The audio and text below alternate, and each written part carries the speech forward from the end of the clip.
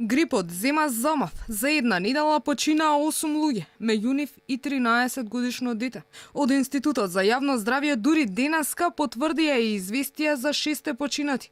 Оттаму велат дека не се обидуваат да ги скријат смртните случаи, но сепак информации се даваат само по притисок на медиумите. 5 случаи од Скопје и 3 случаи од други градови на Македонија, по еден од Делчево, Охрид и Кавадарци. Новите смртни случаи се лица на возраст од 13 годишна возраст до 70 годишна возраст.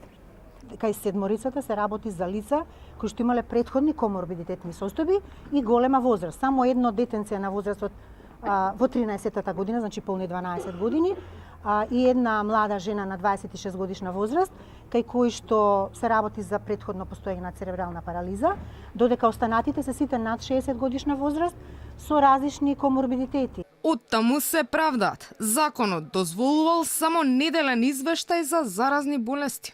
Грипот во сезона на грип, како што реков, се пријавува на неделни збирни извештаи во кои што ни се доставуваат податоци за број на заболени и смртни случаи, за која недела и на територијата каде што тие се диагностицирани. Но ниту во Законот за здравствена заштита, ниту во оној за заштита на населението од заразни болести, ова не е наведено. Уредени се само врските на клиниките и болниците кои се должни информацијата за смртен исход, а поради заразна болест да ја достават до Институтот за јавно здравје. Од друга страна, во Законот за здравствена заштита се наведува: секој граѓанин има право на информации потребни за зачувување на здравјето и на информации за потребни мерки за заштита на здравјето во случај на појава на епидемии и други непогоди и несреќи кои можат негативно да влијаат на здравјето.